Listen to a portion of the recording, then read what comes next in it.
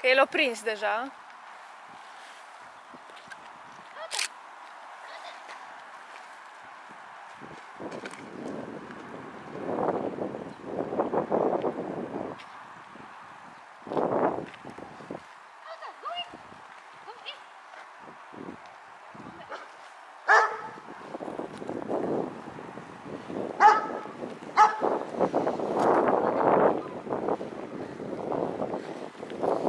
Zi să intre, dar din partea asta că e mai ușor.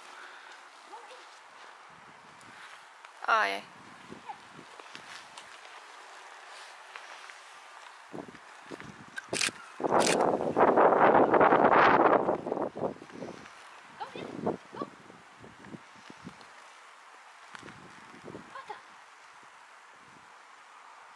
Nu mai zice nimic.